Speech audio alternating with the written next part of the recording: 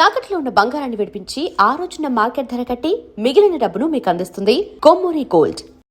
అర్ణం గారు, ఇలా అంటున్నానని మీరు అపార్థం చేసుకోకపోతే ఈ వయసులో మీకు మూడో పెళ్లి ఎందుకండి? అందులోనూ చదువుకున్న అంత అందమైన ఆడపిల్లని. అవన్నీ నీకెందుకయ్యా? ఏదో నీ సొంత చెల్లెల్ని చేసుకుని గొంతు కోసేసినట్టు. చిచిచా, నా బాధ అది కాదండి. గోదావరి ప్రాంతం వాళ్ళకే గుండె జబ్బులు వస్తున్నాయని ఈ మధ్య రేడియోలో చెప్పారు కదా. మరి మన కరణం గారికి కూడా ఏ అర్ధరాత్రిలో చెప్పా చేయకుండా గుండె జబ్బు వచ్చేసి కుర్చీలో పడుకున్న మనిషి పడుకున్నట్టే పోయారనుకోండి. ఆహా, మరి అప్పుడు ఆ పిల్ల బతుకు ఏమైపోవాలండి? ఇదిగో నిన్ను అబ్బిబే మున్సబు తాటాకులు కట్టం ఇక ఆపోయా. చిచిచా, పదండి రాజాగారి బంగ్లాకి. అదండి. రాజాగారు ఏంటయ్యా ఆ పిలిపేంటి? ఓట్టు బంట్రోతు ముద్దాయని పిలిచినట్టు కాస్త మర్యాదగా దగ్గరికి వెళ్ళి పిలువు. రాజాగారు కంగారేంటి? ఆ పిలిపేంటి? ఏదో పెద్ద పులేదో ఎంట ధరుతున్నట్టు.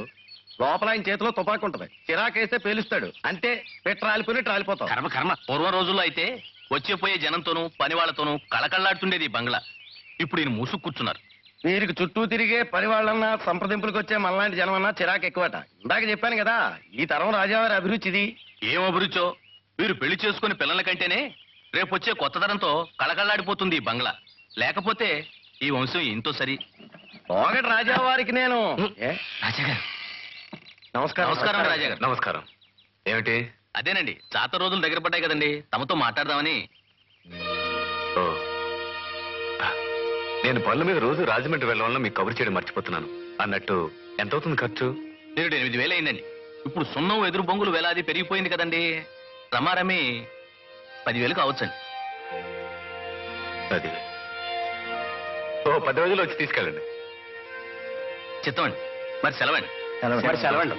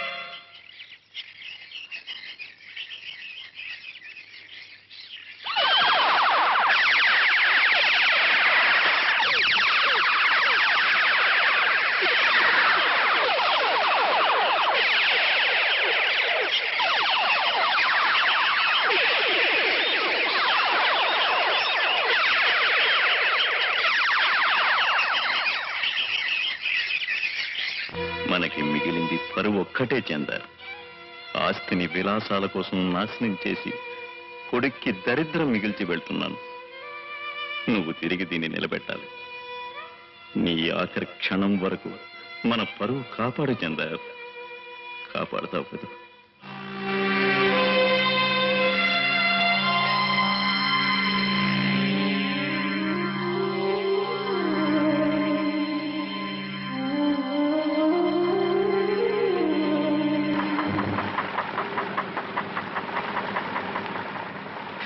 నాంచారి, ఇలా వెన్నెల్లో గోదావరి చూస్తుంటే నా గుండె ఐసు ముక్కలా కరిగిపోతుంది అనుకో. ఎండ మండిపోతుంటే వెన్నెలంటావేంటి? నువ్వు నా పక్కన కూర్చుంటే ఈ వీరాస్వామికి ఎండే వెన్నెల, ఈ లంచియే ఊయలా. ఈ బల్లే ముళ్ళకంప రేవే వాళ్ళకడు. నాకు నీ పక్కన కూర్చుంటేనే. అసలు వేదకాలం నుంచే మా పగటి వేషగాళ్ళు వచ్చారు. కుర్ర కథలు వచ్చాయి, ఆ తర్వాత నాటకాలు వచ్చాయి, ఆ తర్వాత సినిమాలు వచ్చాయి, ఆ తర్వాత రేవు ఎప్పుడు వస్తుంది బాబు? అడ్డు కొట్టకండి అన్నానా? ఎప్పుడు వస్తుంది రేవు అంటున్నా. గురుగారు, పగటి వేషాలు కాదు, అసలు నువ్వు ఏ విధ వేషాలు అయితే నాకెందుకయ్యా? ఎందుకులా హింసిస్తున్నావు రాత్రి నుంచి దొరదకుండాకలా? అయ్యో, వర్జంలో బయలుదేరకండి అని మా ఆవిడ చెప్పినా వెళ్ళదు. రాహులా తోలుకున్నావు కదయ్యా. మీరే కదండి పైకి రమ్మని పిలిచి ఎక్కడికి వెళ్తున్నావు అని అడిగారు. ఎరక్కపోయాడుగా, లటక్కని తగులుకున్నావు. పొరుగుతో తలగొక్కున్నానయ్యా. ఏమిట్రా గొడవ? చూడండి వీరస్వామి గారు. అరే, నా పేరు మీకెలా తెలుసు? తెలుసండి, మీ పేరే కాదు, మీ గురువు పేరు గురుమూర్తి, ఆయన కూతురి పేరు నాంచారు. మీలో కొత్తగా చేర్చుకున్న కుర్రాడు లోపల పడుకున్నాడే, వాడి పేరు రాజు. ఇన్ని విషయాలు మీకెలా తెలిసాయండి? చెప్పేశాడండి, వద్దన్న కొద్దీ అన్ని చెప్పేశాడు. రాత్రి నుంచి ఒకటే సొద బుర్ర హీట్ ఎక్కిపోయింది. గోదాట్లో ములుగుతేనే కానీ నా వివరాలు నాకు గుర్తురావు. అబ్బా, రేవొచ్చింది, నేను వెళ్ళొస్తాను. రాజు, లే పడుకోనివ్వా, నేను లేవను. లేవనంతే. కదిపితే కసుమంటావు. రే లేవరా, రే వచ్చింది అమౌంట్ అందుకో, త్వరగా రాజాగారి దర్శనం చేసుకుందాం. తేరగా తిని తెగబలిశాడు, ఆడందుకుంటాడేంటి? ఇంకా ఎక్కువగా మాట్లాడితే గో మీద ఒకటి అందుకుంటా. ఇద్దరం ఎవరి మొహాలు చూసావా? నీళ్ళలో మీ మొహాలు మీరే చూసుకుంటారు. దిగండి దిగండి. అమ్మా సరదాగా దూకానంతే.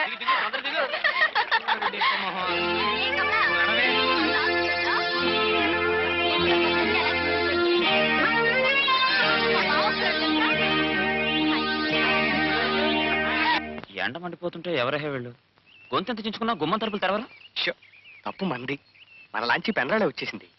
రాజాగారు స్నానం చేసే వెళ్ళరా ఇది. అంటే ఆయన స్నానం చేస్తే పని వాళ్ళు ఉండరా? వాళ్ళేం చేస్తారు? కాళ్ళకి గజ్జలు కట్టుకుని గెంతులేస్తారు. రాజాగారి స్నానం అంటే నీళ్ళ చాకల సబ్బు ముక్కతో ఓ తోమేసుకోవడం కాదు. కొత్తోడు వీడికేం తెలుసు రాజాగారి విషయం? మరి ఇంతోటి బంగ్లాలోనూ దాసీలు ఉండరా? వాళ్ళేం చేస్తుంటారు? రాణిగారు నిద్ర లేచే సమయం రా ఇది. దాసీలు ఆమె ఎటెళ్తే అటు కాలు కింద పడకుండా ముక్కుములు గొడ్డలు పరుస్తారంట. ఎందుకు? సద్దన్నం తిన్నాక మూతి తుడుచుకోవడానికి. మారాళ్ళు మరి మనలాగా పెంట దెబ్బల మీద కంకర కొట్ల మీద తిరుగుతారనుకుంటున్నాడు కొత్తోడు. అసలు వీడికి ఏం తెలుసని ఆ మారాళ్ళు ఇంకా పట్టుపరుపుల మించే లేవరు. చూడండి, మీరు ఇలా లోపలికి దూరి చూసినట్టు కథలు చెప్తూ ఇంకో అరగంట ఎండలో నిలబెట్టారంటే నే తిరుగులా చెక్కేస్తాను. వస్తున్నారు.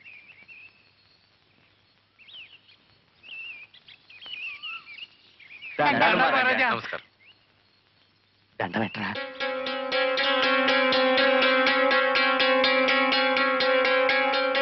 ఏం వీరస్వామి, బాగున్నావా? చిత్తం అంతా తమదయ్యా. ఎవరసలు?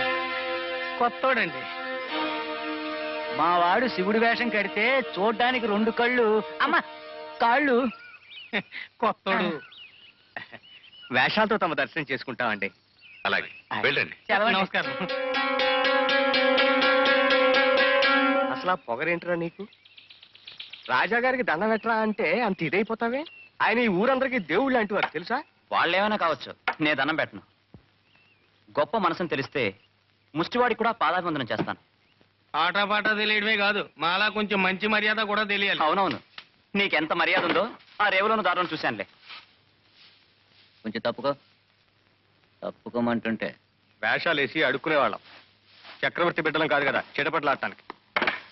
మన చేతిలో విద్య ఉంది, కష్టపడి వేషాలు వేస్తాం. నచ్చితే బహుమతి ఇస్తారు, లేకపోతే లేదు. అంతేకాని కాళ్ళ మీద పడిపోయి కాకాలు పట్టడం నాకు ఇష్టం లేదు. కొంచెం తప్పుకో. నువ్వేమిట్రా డిప్మోహన్ నువ్వును? ఆ దక్షిణ వైపు గద తోడవచ్చుగా. తప్పుకో. మనకి గదులు బంగళాలు చాలా బాగా తెలుసు. ఎక్కడ ఏ గుమ్మం ఉందో ఏ దర్వాజా ఉందో ఏమీ తెలియని కొత్త వాళ్ళు మనల్ని అడిగి తెలుసుకోవచ్చు. ఇక్కడ ఒకప్పుడు మహారాజులు ఉంపుడు గత్తులు ఉండేవారు. సెంట్ల వాసనలు బట్టి అనుకున్నాను. 100 ఏళ్ల నాటి సెంట్లు ఇంకా వాసన వస్తున్నాయి అంటే నీకు? మట్టిని చూసి మనుషుల కథలు చెప్తున్నావుగా, నీ మాటలు బట్టి వాసనలు చెప్పేయచ్చు. సరేలేవే గోల. అసలు ఈ గదిలో ఏమిటి ఏమైంది? ఎక్కడ ఏ గుమ్మం ఉందో ఏ దర్వాజా ఉందో నిన్నే అడగాలి. ఎంతైనా కొత్తవాణ్ణి కదా. కొంచెం తప్పుకో. ముందు నువ్వు తప్పుకోరా కొండ ముచ్చురా కొడక. ఈ ఫైల్లో నువ్వు తిరగాల్సిన ఊళ్ళు, కలవలసిన మనుషుల వివరాలన్నీ ఉన్నాయి. ఎవరెవరి దగ్గర ఏ ఇన్ఫర్మేషన్ కావాలో మన రామ్మోహన్ చెప్తాడు. వైదివే, ఇతను రామ్మోహన్ అని నా దగ్గర అప్రెంటిస్ చేస్తున్నాడు. ఈయనే చందర్లు. ఈ ఊళ్ళన్నీ తిరిగి కావలసిన విషయాలన్నీ సేకరించండి. మరో 2 వారాల్లో ఆఖరి వాయిదా. అలాగే. జ్ఞాపకం ఈ ఉంది. ఊళ్ళన్నీ వెళ్ళి రావడానికి ఎన్ని రోజులు పడుతుంది? 10 days పైనే పట్టచ్చు సార్. 10 రోజుల? ఈ వివరాలన్నీ కేసుకి చాలా అవసరం. నువ్వు కూడా వెళ్ళక తప్పదు. కానీ ఈ 10 రోజులు మా కోకిలి బంగ్లాలో ఒంటరిగా వదిలే. నీకు తెలియదు చందర్, మీ చెల్లెలు కోకిల పుట్టిన మరుక్షణం నుంచి ఒంటరి. ఈ 10 రోజులు నువ్వు లేని ఒంటరితనం ఆవిడికేమి కష్టం కలిగించదు. కానీ ఈ కేసు గాని అటో ఇటో అయిందంటే మీరు జీవితాంతం కష్టపడాలి.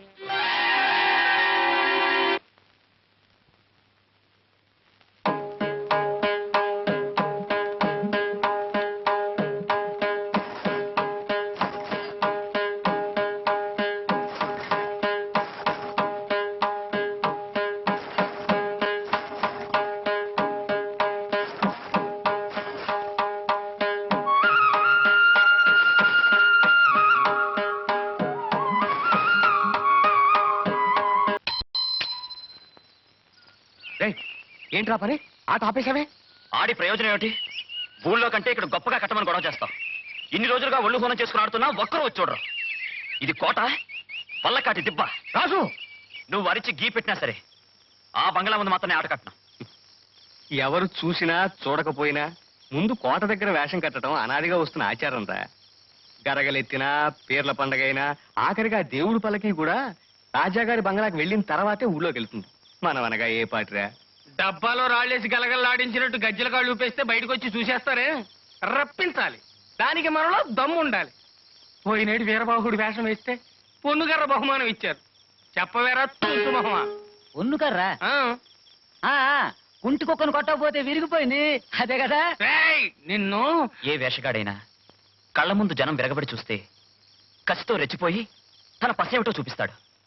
అంతేకాని శ్మశానాల దగ్గర మొండిగోడ్ల మధ్య నేనాట కట్టను. అబ్బోసి పుట్టాడండి మా గొప్ప వేషగాడు. ఏంటి ఇంకా వాడినే సాగదీస్తూ కూర్చుంటావా? చెట్టు అంత మనిషిని ఇక్కడ ఉన్నాను, నన్ను అడగవే ఆట కట్టమని. ఎట్టెల్లే ఉన్నావు, ఉన్నా లేనట్టే, అందుకే అడగడు. రే గాడిద మొహమా, కట్లు తెగిన గిత్తలా రంకలేస్తున్నాడుగా, వేయించి వాడి చేత వేషాలు. ఏం గురుమూర్తి మాట్లాడవే, కాయనా?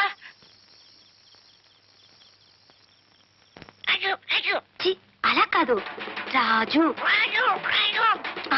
అలాగే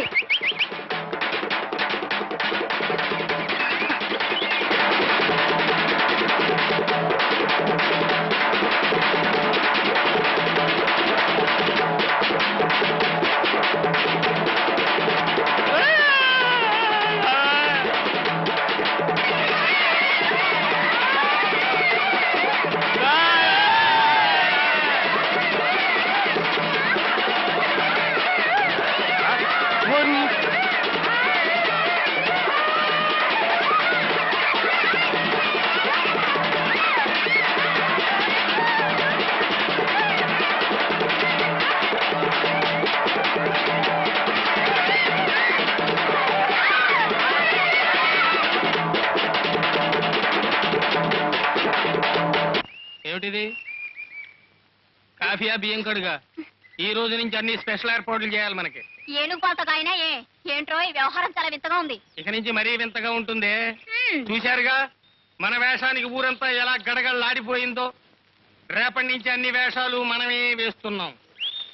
ఈ డబ్బా ఏమిటి ఇక్కడ ఉంది? నిన్నల్లా నువ్వు వేసిన గంతులకి వాయించింది అదే.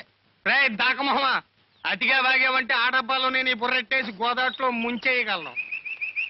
పాలయంకి అని రాగం తీస్తే జనం చూస్తారనా? చూడరు. వాళ్ళంతా కొత్తదనం కోరుకుంటున్నారు మాలాంటి ప్రయోగాలు చేసే మహానటుల నుంచి. ఊరి జనం వచ్చారా? ఎవడొస్తే నాకే, అతిగా వాగేవంటే నీ డొక్క చించేస్తాను. నువ్వు కూర్చో నాంచారి. రేపటి నుంచి మనకన్నీ స్పెషల్ వంటలు చేయాలి. కరణం గారి భార్య లాంటి కన్నె పిల్లలు కూడా కన్నార్పకుండా చూసే గ్లామర్ మన ఫేస్ లో రావాలి. ఏమంటావు? ఊరి పెద్దలు వచ్చారా అంటే? ఎవడ్రా పెద్ద? మనమే పెద్ద.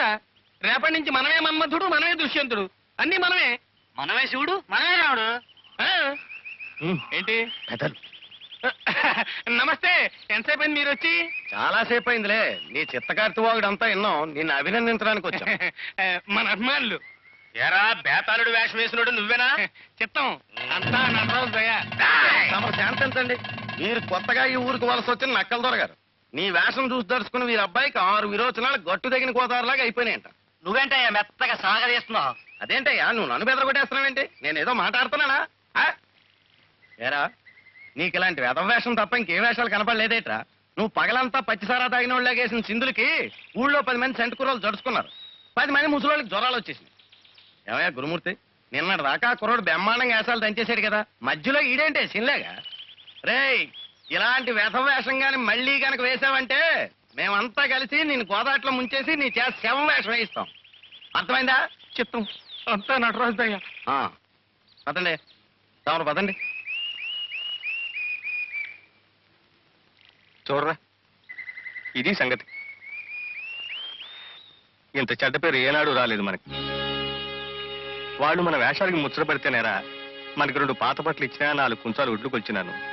మన తృప్తి కోసం కంటే పొట్టకుట్టి కోసం రా మనం ఆట కట్టేది. కళ అంటూ తాపత్రయపడితే ఈ రోజుల్లో ఎవరికీ కూడుండదు. రేపటితో ఎలాగూ ఈ ఊళ్ళో మన వేషాలు అయిపోతాయి. అందులోనూ రేపు తాండవం. ఏదో మొక్కుబడి కట్టి బంగ్లా ముందు నువ్వు ఎలా కట్టినా నేనేమన్నా.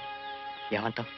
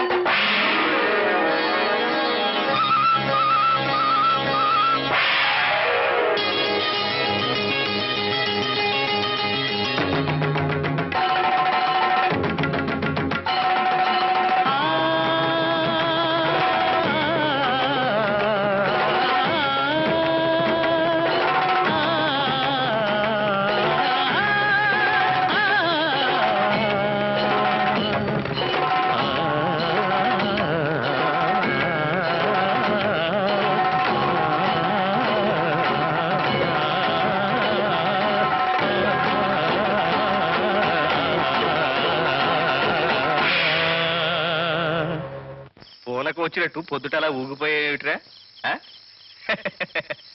అసలు తాళ్ళ వచ్చి వాళ్ళు ఆలాపలేవిట్రా? తప్పు కదూ. అయినా రాజాగారే చూసింటే ఎంత బాగుండేదో. రాణి గారు చూశారు.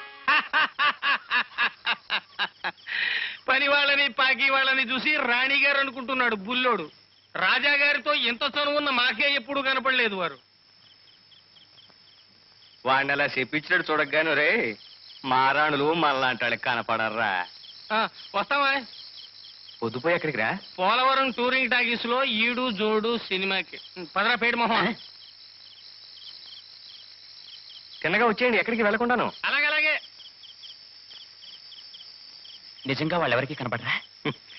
మనకెప్పుడూ దర్శనమేని ఆ పరమశివుడు వచ్చినా కనపడర్రా. మరి వాళ్ళే మామూలు మనుషులు కనపడితే?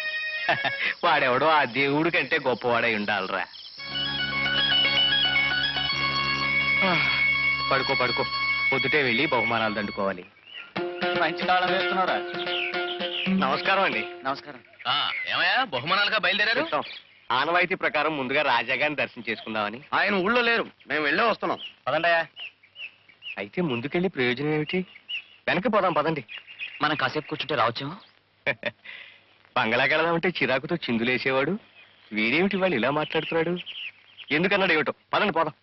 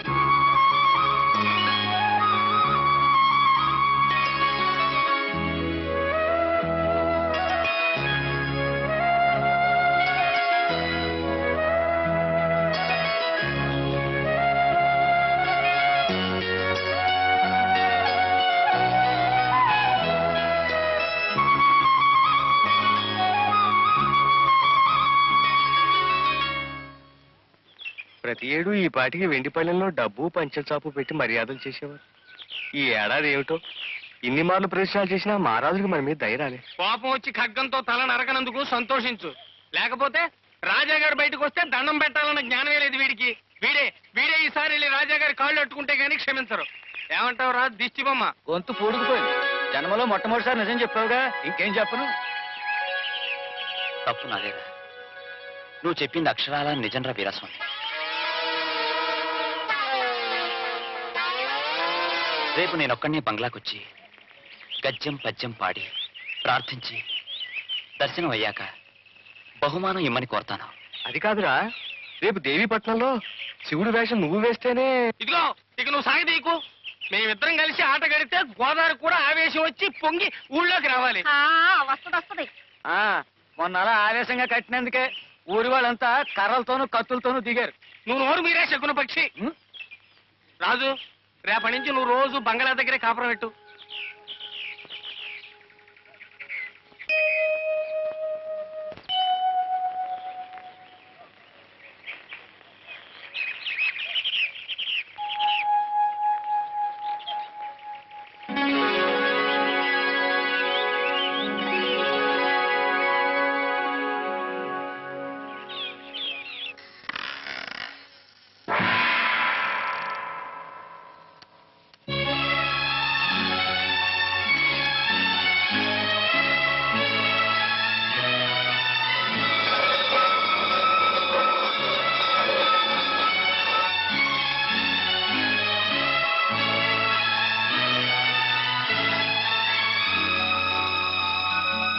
ఈ బహుమానాన్ని నేను ఊళ్ళోకి తీసుకెళ్తే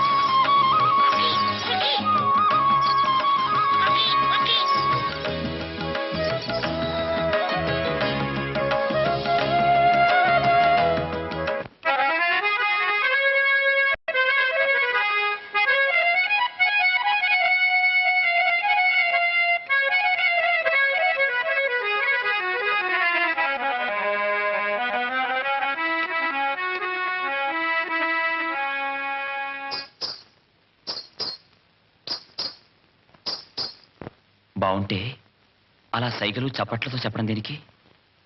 బాగుంది అనొచ్చుగా.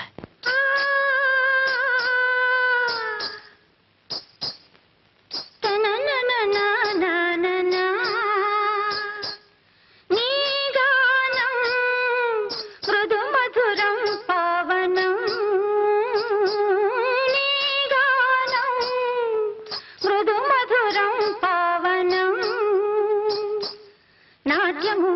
గానం నాకు నవజీవనం నాదమే పాదమై నడచు బృందావనం నీ గానం మృదు మధురం పావనం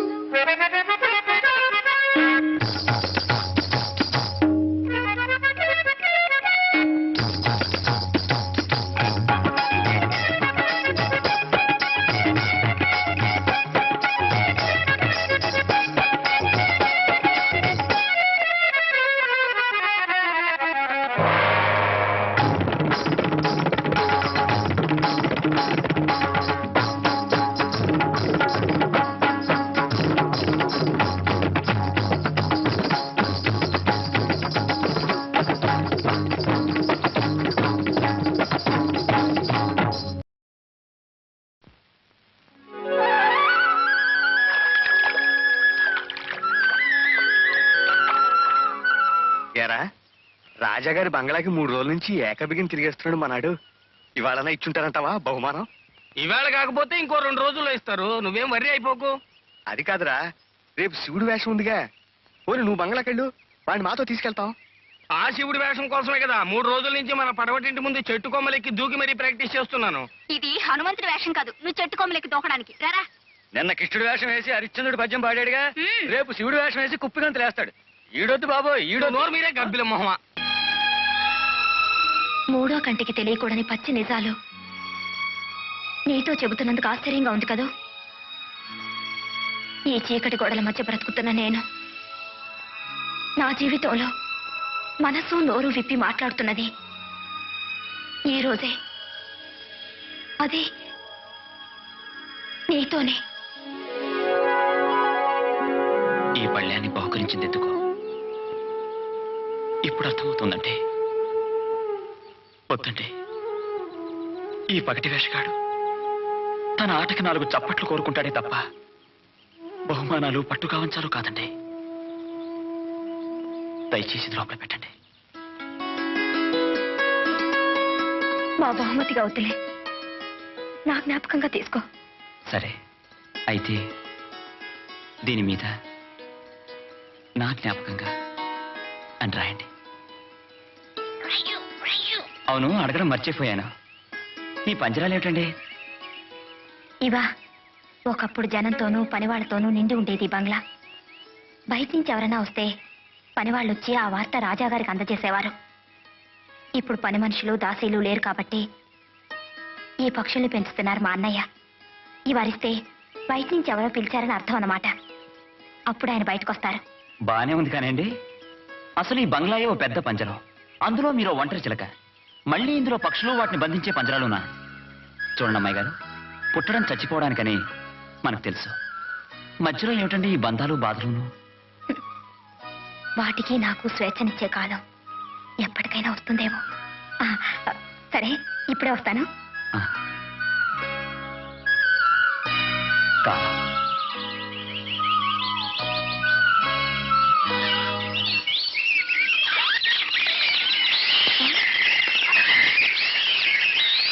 రాజు, ఆ పక్షులు ఎప్పుడు విప్పలేదు. ఈ బంగ్లాలో ఎటెగిరిపోతాయో ఏమో. పట్టుకో రాజు, త్వరగా పట్టుకో.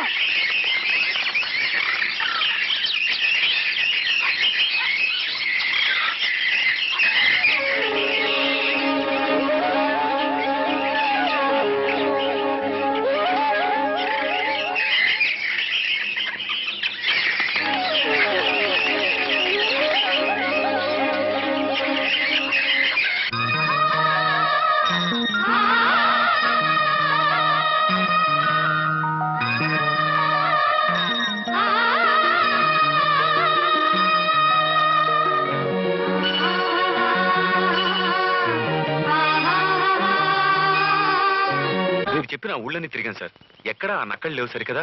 సాక్ష్యం ఇచ్చే మనుషులు కూడా ప్రత్యేకతని సపోర్ట్ చేస్తున్నారు. What the hell is happening I say? ఆ ముత్యాలరావు కొడుకులు చాలా తెలివిగా ఉన్న సాక్ష్యాలను మాఫీ చేస్తున్నారు సార్. వీల్లేదు చందర్, వీల్లేదు. ఇంత బలమైన కేసు వాళ్ళ చీటింగ్ వల్ల ఓడిపోకూడదు. సార్, ఏమిటి? ముత్యాలరావు గారు చంద్రగారిని కలవాలంటున్నారు. ఏమిటయ్యా నువ్వు మాట్లాడేది? ఆ ముత్యాలరావు కొడుకులే కదయ్యా మన మీద కేసు అవును పెట్టింది. సార్, ముత్యాలరావు గారు హాస్పిటల్లో ఉన్నారు. చంద్రగారిని వెంటనే కలవాలని, లేకుంటే మందులు కూడా తీసుకుని మొండి పట్టు పడుతున్నారు సార్. ఏమిటయ్యా చందర్ ఇది? ఏదేమైనా నేను వెళ్ళను సార్. వాళ్ళు చేస్తున్న మోసంలో ఇదో భాగమై ఉంటుంది. నువ్వు అలా కొట్టిపారేకి చందర్. నిరాశలో ఉన్న మనకి ఇదేదో కొసమెరుపులా ఉంది. వెళ్ళు, వెంటనే బయలుదేరి వెళ్ళు. వాళ్ళు నిన్నేమీ మోసం చేయరు. మనకు అన్యాయం జరగదు. ఆ రోజు మీ నాన్నగారి సాయం చేయకపోతే ఇప్పుడు రోడ్లమ్మట అడుగు తినాల్సిన ఈ వెధవలు మీపైన కేసు పెడతారా? ఇంతకాలం నన్ను హాస్పిటల్లో పడేసి నాకు తెలియకుండా ఇంత పని చేశారా వెధవలు? వాళ్ళు నా కొడుకులని చెప్పుకోవడానికి నాకు అసహ్యం వేస్తుంది. చూడండి లాయర్ గారు, వీరి తరఫున కోర్టుకు వచ్చి నేను సాక్ష్యం చెప్తాను. ఆ ఆస్తి బాబు గారికి దక్కేలా చేయండి.